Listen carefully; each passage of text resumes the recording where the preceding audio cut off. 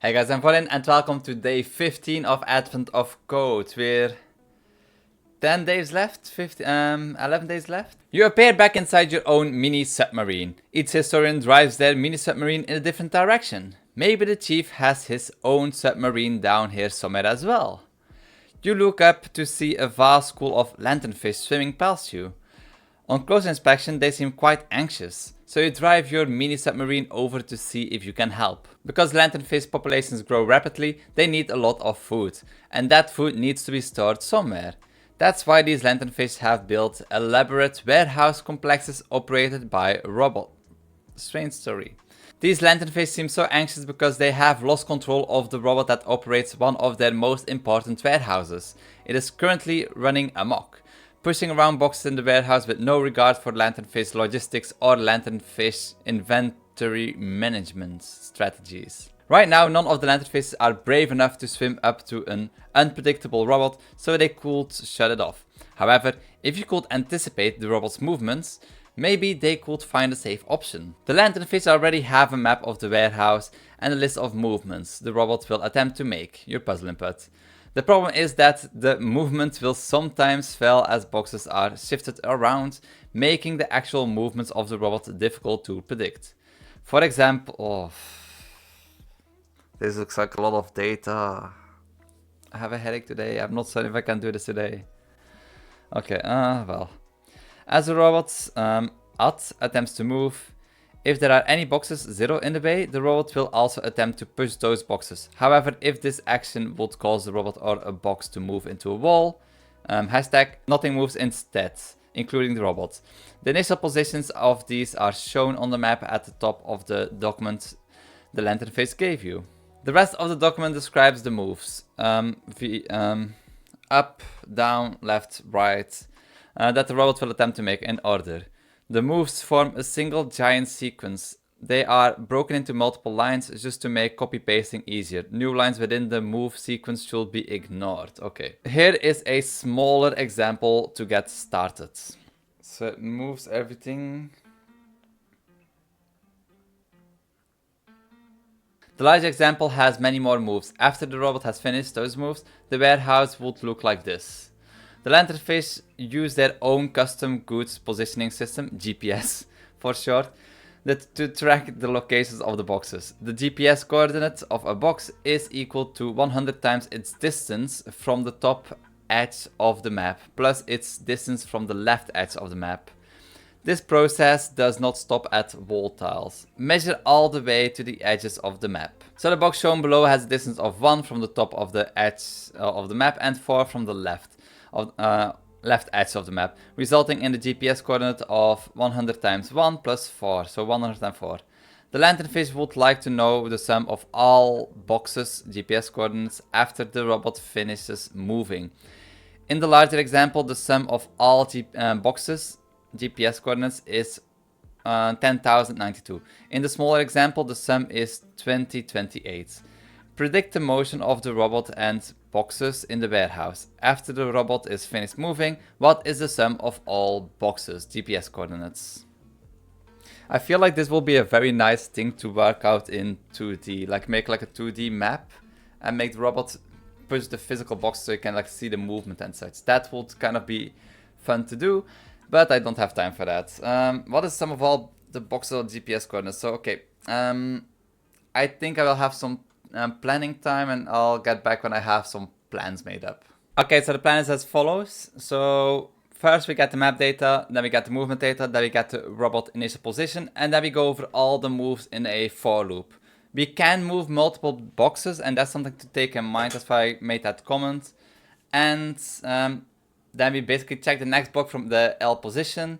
If it's a dot, then we move and continue. If there's a hashtag, we don't move and continue. If there's a 0, we check the next block. So we need to save the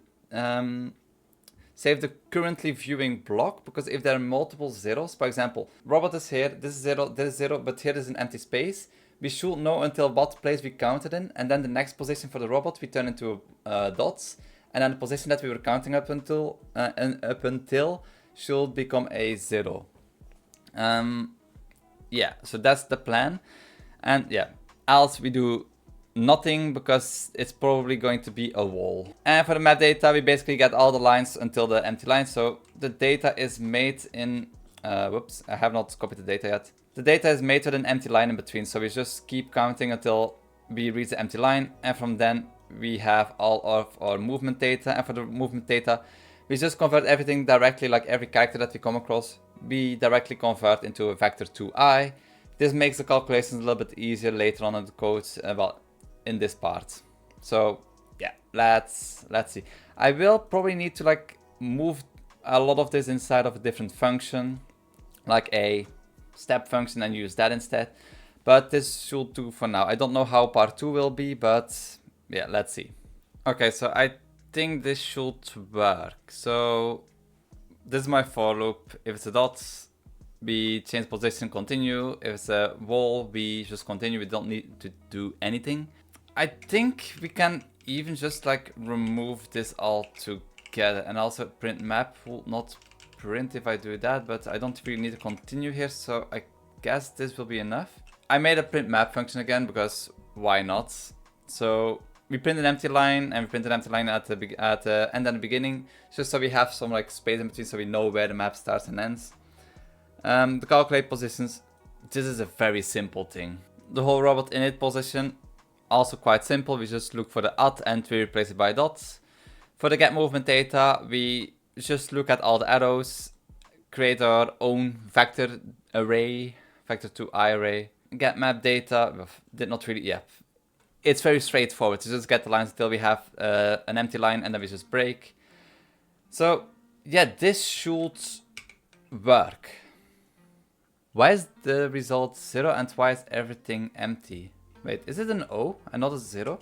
Okay, I have more 0 in, so the counting function also counts for a 0 and not for an O. Okay, let's see if this works. So 17,218, what is the okay, so something's going wrong. Why do we have so many more? There is smaller test data, so let's take the small test data to see how that one works. And the result for that should be 2000. We're getting a little bit too much. Okay, so I found one problem.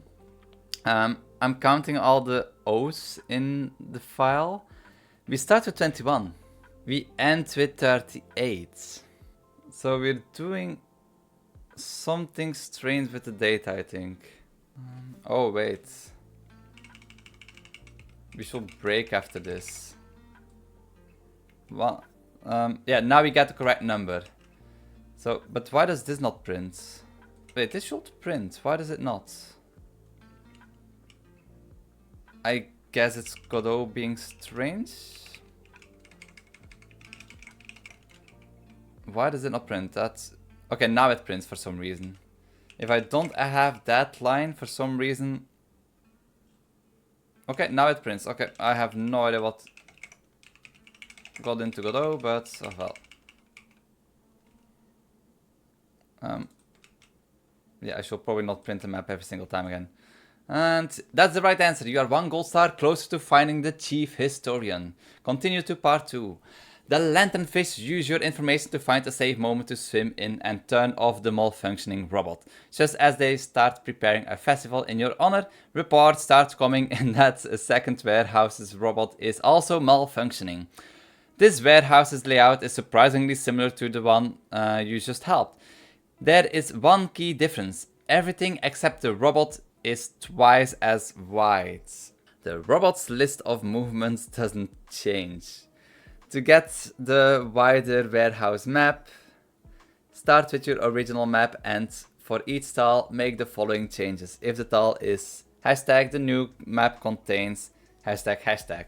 If the tile is 0, the map contains brackets instead. If the tile is dot, the new map contains dot dot. If the tile is at, the new map contains at dot instead. This will produce a new warehouse map which is twice as wide and with white boxes that are represented by brackets. The robot does not change size. The last example from before would now look like this. Because the boxes are twice as wide but the robot is still the same size and speed, boxes can be aligned such that they directly push 2 other boxes at once. For example, consider this situation. After approximately resizing the map, the robot will push around these 2 boxes as follows. Oh, I was thinking of doing sneaky and just convert the map that it's not happening like that, but yeah, that's not a possibility right now. No. I was hoping that that would not be the case. That this would not be able to happen. But this makes things a lot more complicated. This warehouse also uses GPS to locate the boxes. For the larger boxes, distances are measured from the edge of the map to the closest edge of the box in question. So the box shown below has a distance of 1 from the top edge of the map and 5 from the bottom. In the scaled up version of the larger example from above, after the robot has finished all of its moves, the warehouse would look like this. The sum of these boxes' GPS coordinates is 9021. Predict the motion of the robots and boxes in this new scaled up warehouse. What is the sum of all boxes' final GPS coordinates? I don't like this. Okay, so basically we need to do the exact same, but we will need to adjust all the functions. So calculate positions. Let's do this. And here let's do, whoops, not 0, it's big O. And here, Okay, so that solves the calculating issue. We should, get the map data. Convert to white. Func to white map. And we return the converted data. So, and then movement data will stay the exact same, and just this will need to change. And this will get kind of annoying, I think. Okay, well, I'll see you guys in a bit. Not going to lie, this was probably the most annoying one so far. Like, yes, it is possible, but I just wanted to stop because it's just so annoying. Like, this code is a mess right now, but I think it works. If we run the small test example, we get this map as a result, and we get, this one. We should get a result of 105, which is not the case. Wait. So the box below has distance from, okay, wait, okay. The small tests does not have like the results, so we should get 9021. So let's take our normal test data and let's see what this gives. Okay, so end result is this, and the end result in here is it me or do we have more space in our, yeah, no, something is going wrong. I am almost 100% certain that this code works. So it has to be in this code. The small test example works. Whoops. I think I'm not... yeah, I'm not setting the next position if there's no walls. So if you move the walls, then it's L next. Okay, let's see if this works. No, there are differences. Some of them are correct, but in the bottom and on the side, not.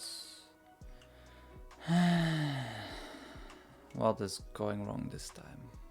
So I know the test data was wrong and I should probably not even have tried it, but I tried running the whole data like this.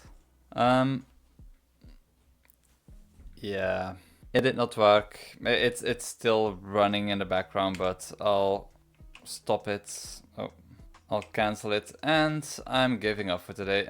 For the people who want to see the code, go to the GitHub repo. It's quite a mess. I'm not proud of what I've made here. It does not work, and I don't know. I have a headache today, so I'm also not really in the mood of like trying my best to like solve the problem that's happening right now. Okay, and it's actually the next day. Yesterday, my headache got too worse, and the outro that I made yesterday just did not make any sense. But basically, I am thinking of stopping with Advent of Code because I'm still even like thinking about day 13. Like it's the things that I cannot finish, they stay on my mind, and I feel like there will be more moments like these that I won't be able to finish, and that will stay on my mind the entire time. Also, I really want Gozen to work. The more that I use Kdenlive to edit videos with, the more issues I run into with the waveforms for audio not loading at all, or trying to like play in 2x speed, not working at all the moment that I have like one effect applied to a video. The performance of Kdenlive is too bad. I want Gozen to work, and at this rate, by doing Advent of Code, I won't be able to make Gozen properly function by the end of this year. So I will probably still do Advent of Code, but not every single day anymore. Like right now is the 16th, 2 o'clock has passed, so the next challenge is online. I will do them at a later time. I will not do them daily anymore, and I cannot even promise that I will actually be able to go through all the challenges by the end of this year. I may do some of in January, or maybe I will just stop. Because in the end, I got a lot of value out of doing Advent of Code already. I've learned a lot, and I have no regrets that I did it, and it was a very fun time, and I really hope that I can finish the other challenges as well and go back to the previous ones that I was not able to solve. But for now, I should take a break from Advent of Code, focus on Gozen, focus on videos for this channel, for my other 2 channels as well, because those are my main income, and I have not really been able to work much on this, on those other 2 channels because of No 0 Days November and now Advent of Code. My time has been, way too limited. So yeah, Advent of Code is going on a break, and yeah, Gozen will hopefully be usable by the end of this year. So yeah, a big thank you to all my co-supporters for supporting me, and I'll see you all in my next video, which will probably be out today or tomorrow. Yeah. Back to video editing and working on Zen, and I'm looking forward to finally having a good video editor. So thanks for watching, and I'll see you all in the next one. Bye bye.